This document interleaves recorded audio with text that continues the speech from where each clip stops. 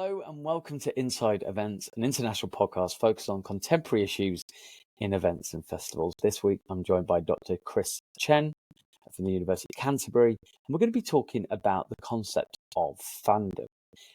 Welcome, Chris. If you could tell us a little bit about yourself, your role, the organisation that you work for, and why are you interested in the ideas around fandom?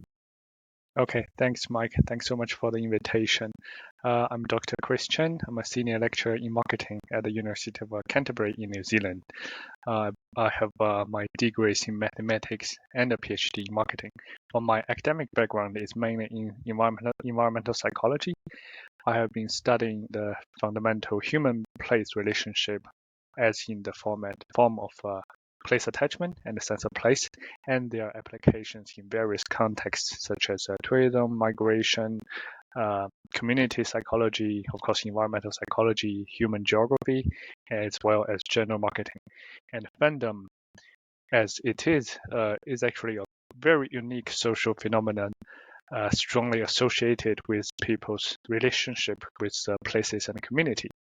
So it's a manifestation of these dynamic relationships in psychology and behaviors, and therefore naturally falls into my research interest. So for example, there are fan clubs of Manchester United in China with thousands of members, the majority of whom have never met any Manchester United players in real life, or have ever been to Manchester City as a tour or tourism destination. However, they build very unique and strong relationship with the city from a tourism destination perspective, simply just because of their fandom connection with the team. And it makes the British city much more competitive compared to many other similar European tourism destinations. So that's like a strong implication to tourism from fandom. Beatles fans would rush to London, taking a worship tour for getting closer to their idol artist's life. Fans to music festivals and various events would follow the event from one host city to another, following a year's time, annually, or whatever the life cycle for the event will be. Not simply just because of their loyalty, but also because of also their fandom has become a very important part of their life. So they define themselves based on these fandom connections and regulate their behaviors, such as tourism actions, based on those relationships as well. So basically, that's why I'm so interested in this topic. Thanks, Chris. And for kind of first year students that might be kind of grappling with this idea of fandom, how would you kind of just define it in kind of brief terms, I guess? Okay, so I think from the literature I've read, I can summarize fandom as defined as the recognition of a personal, mostly positive, but sometimes can be negative as well, relatively deep cognitive, emotional, and behavioral connection, as we discussed in psychology, the three different pillars. This connection will be with an element of a society, which could be a person, an artwork, part of popular culture, and a sports team, apparently, and also movie shows, any art forms, music, etc. And in some word, people would say, most people are a fan of something. That's really useful. And so when we think about the ideas around fandom, are there any particular noteworthy examples? Chris, you mentioned Manchester United. I'm very pleased you did, because I'm a Man United supporter. Cool. Strangely from Leeds, born in Leeds. So, I'm a traitor to my own class in Leeds. But yeah, I'm still a fan of Man United because it's through my familial relations. My uncle, people lived there, people in my family lived in Manchester, but I'm from Leeds. It's a very weird setup at home. Are there any other really, really good examples of fandom that you could mention, Chris? Of course. So for example, I can start with mine. So I'm a fan of basketball, the sport. as well as a basketball fan to a basketball team like Chicago the Bulls. Apparently, that was so popular in 1990s. They won several different titles, and I'm also a huge fan of their legendary player Michael Jordan. So, as a fan of the sport, I would participate in the sport myself, like regardless of my, how well I can play. I'm not a pro, apparently. Otherwise, I'll be like playing in the like, professional leagues or something. But I still try to take a big chunk of my time, personal time, to do the sport, to enjoy the sport as a fan. And also as a fan of the sport team, I would watch the games via TV, internet, movies, documentaries, in cinema, at home. I buy like a Chicago Bulls jerseys and wear them anywhere I like. I tell people how great Michael Jordan was as a player, and I deeply believe he's the greatest player in basketball of all time. I'm also a big fan of Coldplay, the music band. I buy their albums, listen to their music almost every day.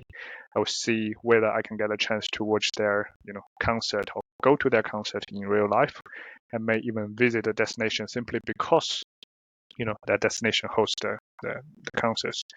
I would buy T-shirts, other different franchises with Coldplay like their band on it.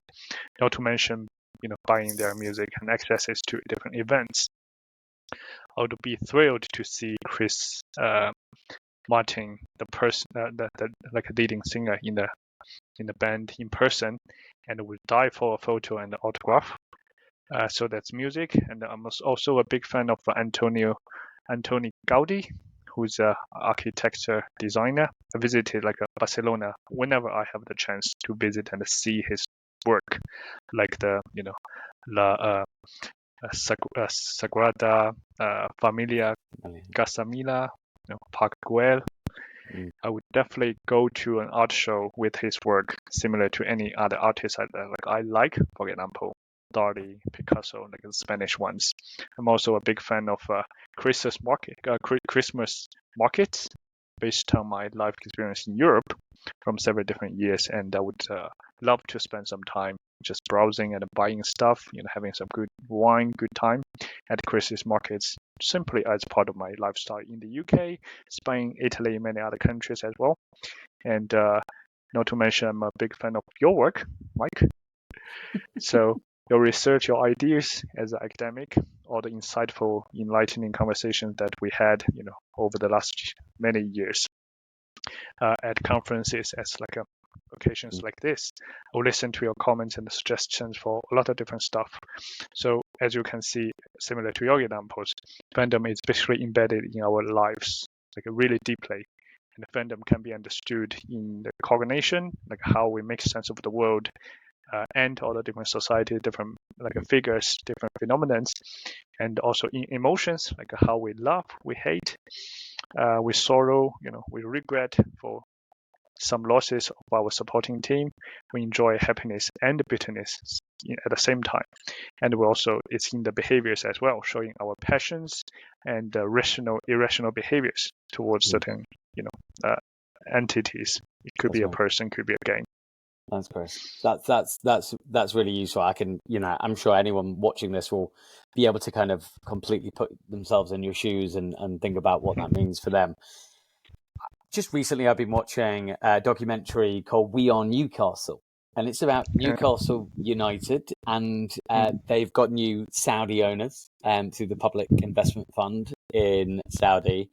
They looked at their commercial revenues, and they saw that Manchester United had about 20 times more commercial revenue because of their penetration internationally around the world.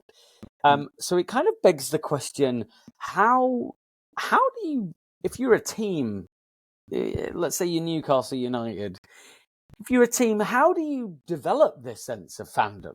And how do you commercialize it? How do you spread that internationally like a Man United has done? Is there any particular ideas out there, Chris, that you could mention?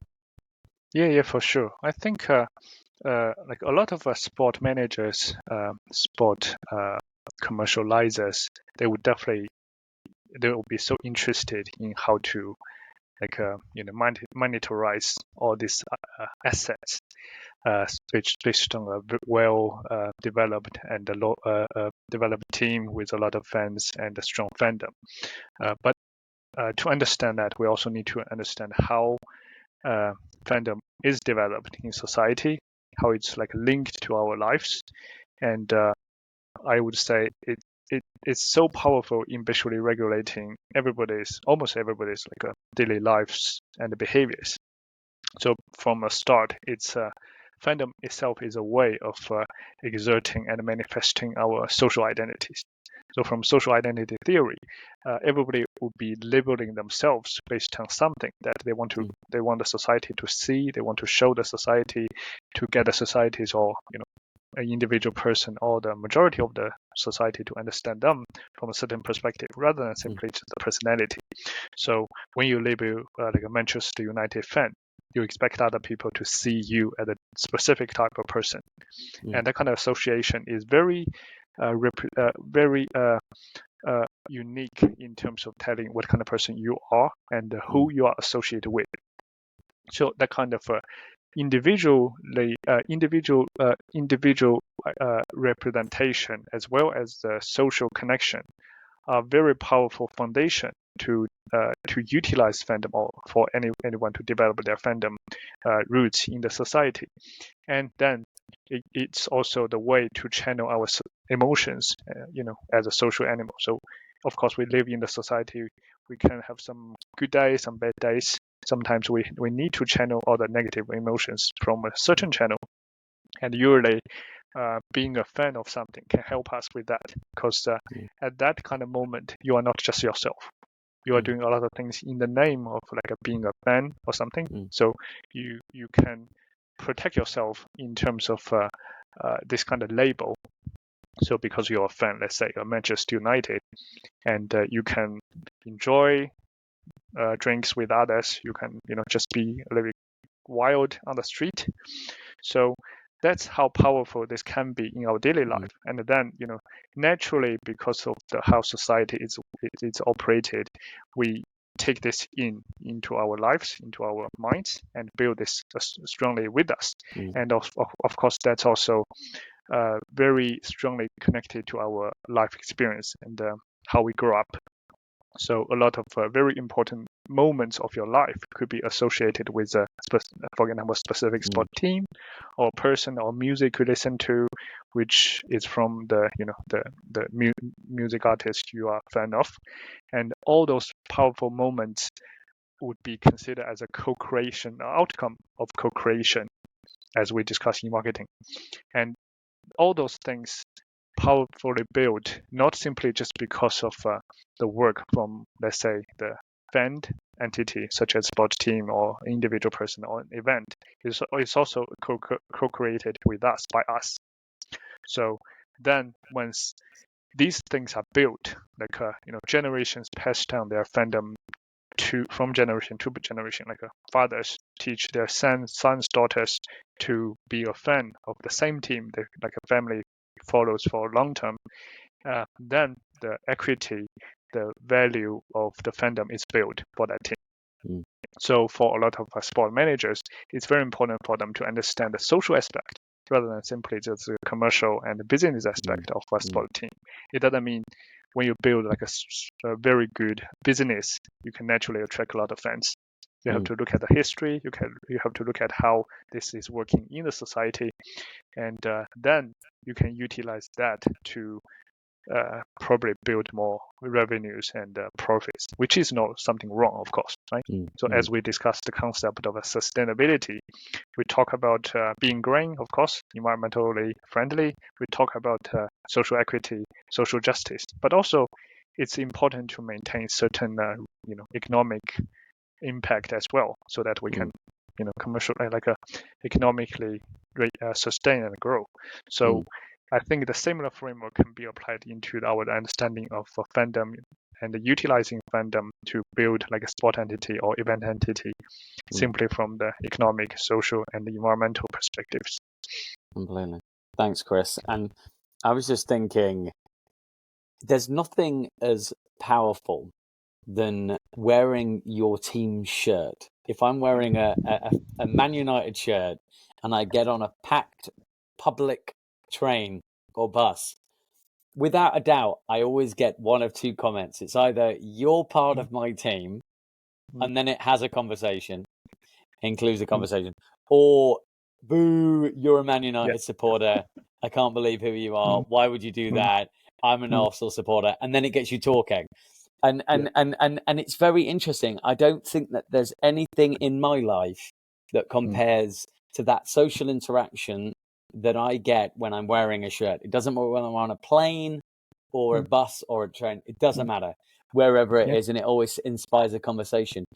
It brings people together in lots of ways. So my kind of question following that is there a lot of research on how this fandom coming together translates into positive societal and individual well-being?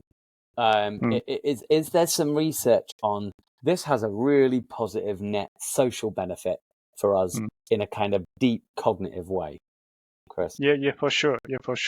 I would firstly comment that fandom has been studied in a very multidisciplinary context, and as you said, it can be easily used as a instrument to start a social, engagement, and it's really pretty powerful on that.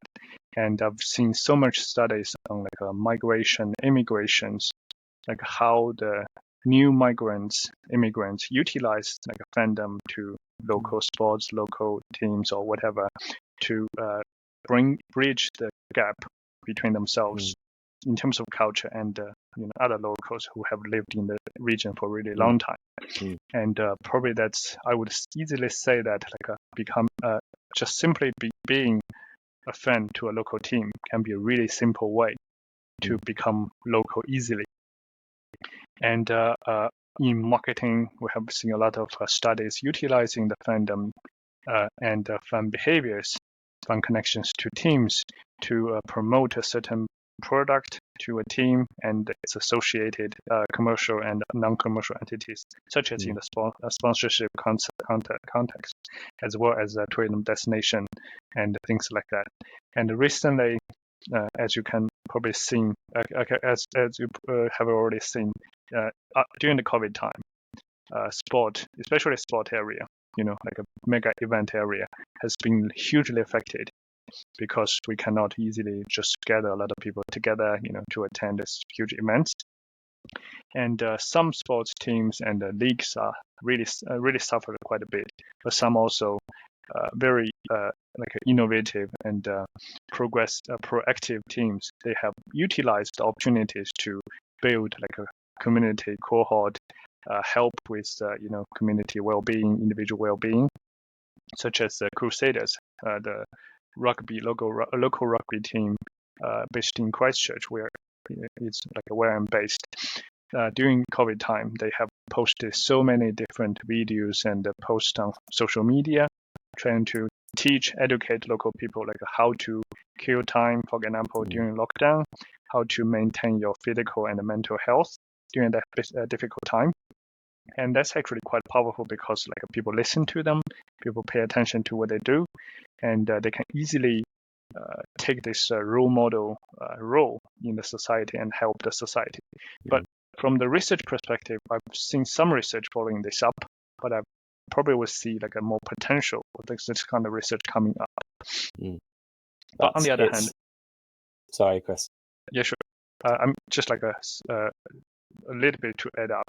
So on the other hand, fandom can be a little bit disruptive because, for example, when you support a local team here, you are automatically an enemy, right? To fans to another team, and if the society or the community is not really tolerating or open-minded, it can lead to some violence, some easy excuse for violence, things like that. You just have to look at Argentina versus Brazil games. That is, I've seen video footage of buses getting lobbed with stones and all that sort of thing. It's pretty terrible. Exactly. To the point that actually in a lot of football league games in the UK, the whole way in which to orchestrate the visitor flows into stadiums is a real pain for security forces who have to kind of keep fans apart, especially if they're local rivals and that sort of thing. So for that's sure. really interesting. The point around the social integration of migrants, for example, is just so powerful, isn't it? Yeah. Right through to, I'm just thinking about when I came from London to Orlando. You know, it was football that really got me into local networks. You know, and even developing relationships with colleagues. We did that through football, through tussle, through a beer or a drink afterwards and a bit of food. It's so important, but we just take it for granted so much. The role of events and sports. I was going to say, kind of one of the ways in which this intersects quite well with some of the things that I've done is I'm always quite curious as to what extent do sports fans engage in cultural tourism, and when you go, all my stuff's around major events and mega events, so it's biased towards that, I guess, in some sense. But to what extent, if you're hosting a large scale sporting event, to what extent can you get people to engage with the city, with the local culture, with the people, the communities, all the things that makes a destination amazing, right? And there's a really poor amount of evidence that shows that actually sports fans actually engage so well with destinations in a deep cultural level. And one of the main explanations that I've seen and that I found is that it's because of the power of the fandom and the sports fans coming together to celebrate athletes, their shared identities, even in some sense nationality. It's sharing kind of their countries at the top of the medals in the Olympics, or whatever, or their nation in FIFA. And they're so focused on the sport fan identity that actually anything outside the venues and the fan zones and the live sites and the hotels in and around, it's kind of like a little bit irrelevant. And the question is, to what extent does it prevent the engagement with destinations? Do you have a perspective on that, Chris? Naturally, they should be like integrated, and as a fan, you will see how locals behave, which is a part of your experience engagement with the local destination already. And of course, for most spectators, for example, to Olympics, the majority of their experience will be largely based on the event. And on the other hand, for the event hosts, whenever they introduce the event, it cannot be simply ignoring any like a cultural or social or whatever aspects from the destination perspective. So it must be incorporated. But simply just from the research perspective, as you said, there might not be so much research linking fandom experience, especially to mega events, to tourism studies. I would say because the disciplinary limits or disciplinary gaps. So the researchers would naturally have the research interests specifically focusing on the events rather than the tourism destination, but it doesn't stop us from doing that.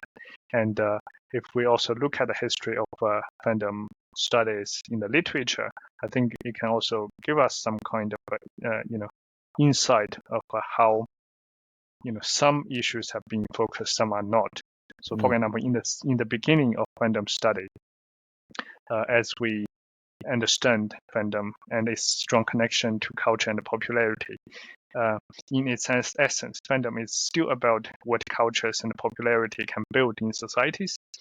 And because of that, the first wave of fandom studies, mainly from like a media and media-related studies, look at the power and the representation of a fandom. So fans can be seen associated with the culture, taste, or subordinated formations of people, particularly those disempowered by any combination of gender, age, class, and race. Fandom accordingly can be seen as a collective strategy to form interpretive communities that in their subculture cohesion invaded the meanings preferred by the power bloc. So fans are pretty active and regularly responded, retorted, and poached. Mainstream media has the sole voice of describing fandom most of the time in early history, and had been much stereotyping fandoms, fans. So for example, like whenever I talk about the some British football fans, it's always portrayed in a negative way. So a lot of research has been on how fans are rebellious against such disempowerment, as well as how they try to build a strong community together to even make a voice to the entity they are fan of. For example, they try to tell like a sport team manager what to do as a collective entity, and that kind of thing. And the second wave of fandom studies highlighted the replication of social and cultural hierarchy within fan cultures and subcultures.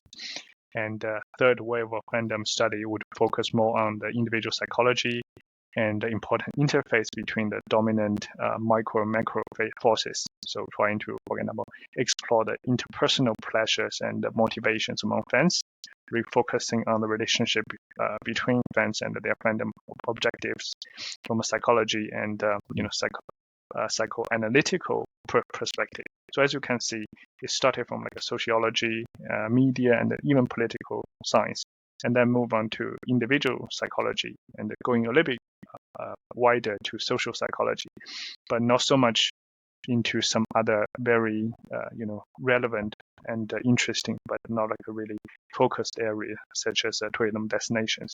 But I'm pretty glad you asked this question, because one of my recent publications was actually on that, on real Olympics.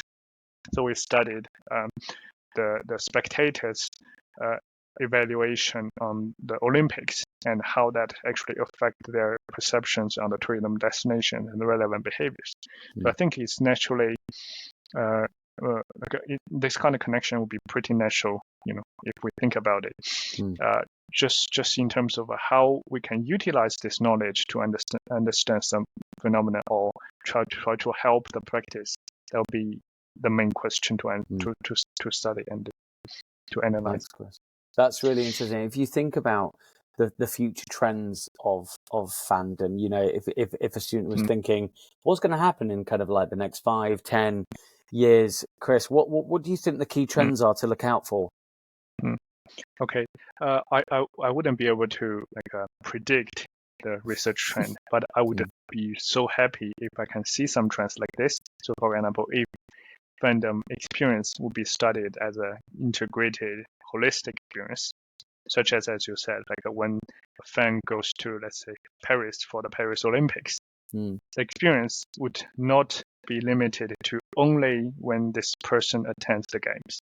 So it should be about the booking, the ticketing, and all the processing of information from the Olympics, from the destination, from everything corresponded to this event, to the actual traveling and the planning, accommodation booking, all the different event scheduling, as well as the actual experience of attending the different games, even the opening ceremony, closing ceremony. And it's impossible to separate that. For example, whenever we think about any mega event, the accommodation decision or booking accommodation for any specific plan would be so different from booking accommodation for just a normal tourism destination, because a lot of people, almost everybody is going. That drives the price going up.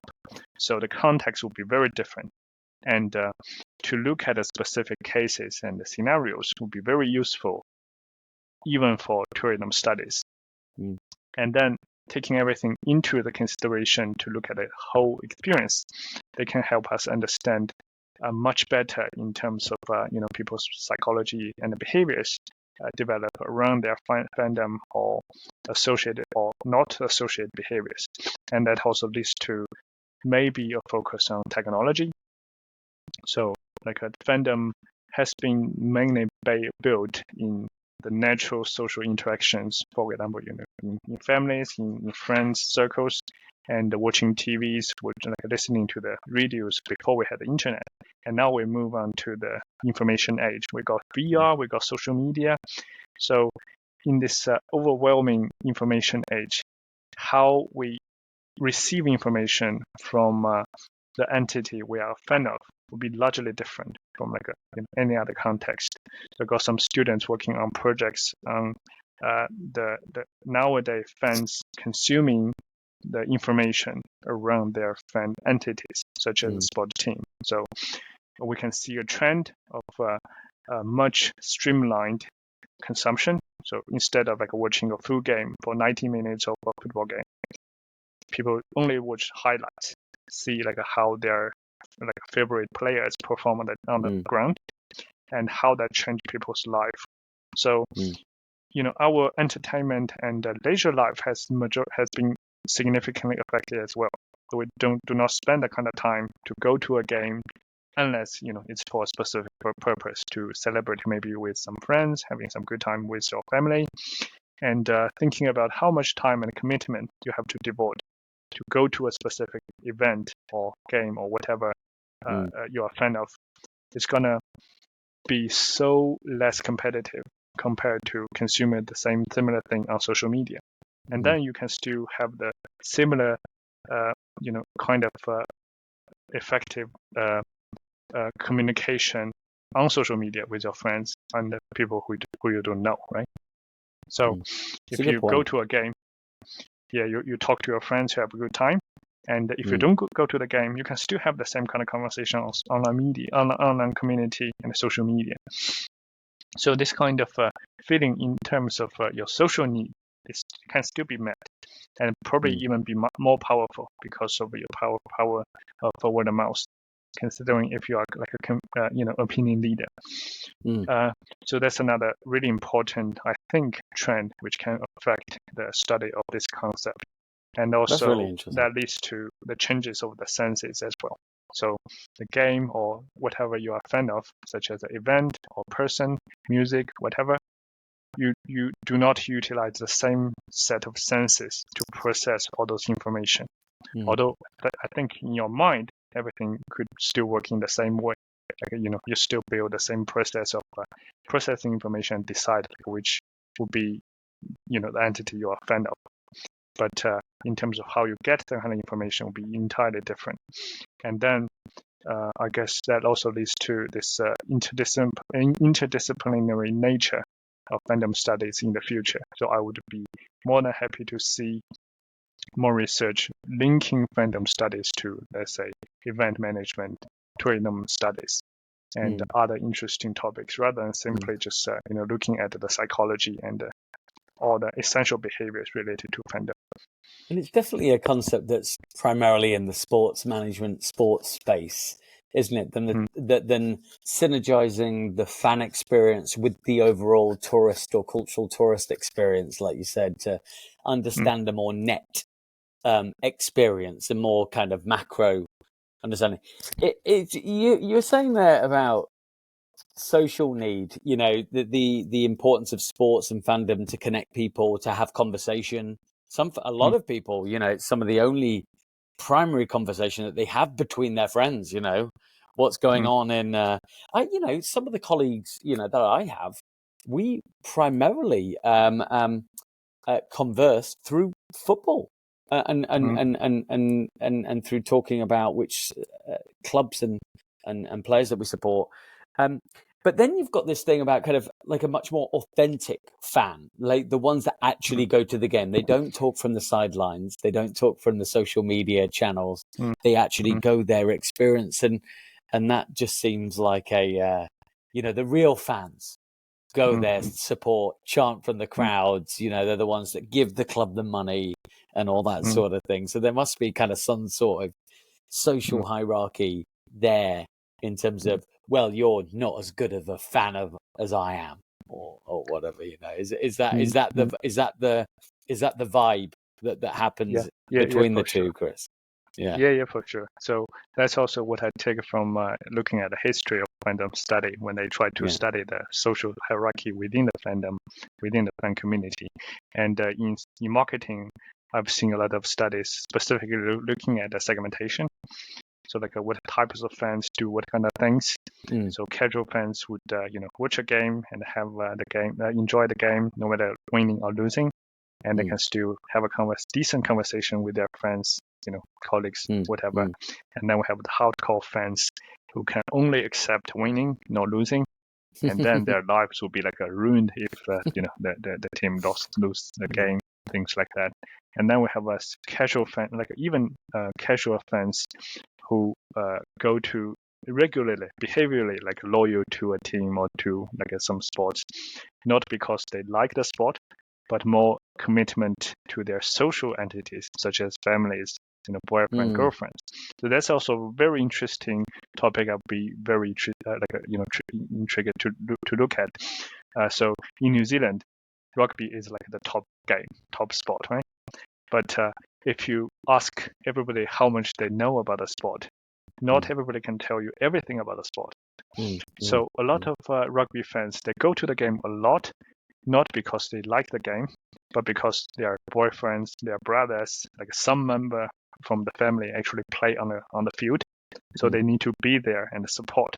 And there's also, as you said, it's a social engagement in like a scenario where you have to be and participate in. So I would be interested in looking at like a female rugby fans in New Zealand, instead of like how much knowledge they know about the sport and what drives them to go to the game, and how to make their experience more interesting, more appealing, rather than simply just sitting there and supporting, knowing nothing. And that's so different from like a hardcore fans who know almost everything already and think like they are better than the others. No, that's really interesting. Chris, we could talk about this all day. We're nearly on 40 minutes. Okay, sorry about that. So we'll no. It was really, really intricate, really, really detailed. My students, for example, will want to listen to this a lot because they'll want to understand the reasons why they're so infatuated with their with their clubs and why it drives their primary experiences. But thank you so much for coming on Inside Events, and really hopefully we'll have you back in the future to talk maybe about some of those really specific things that you mentioned, Chris. So yeah, thanks for coming on. Yeah, I'm happy to. Thank you so much for the invitation.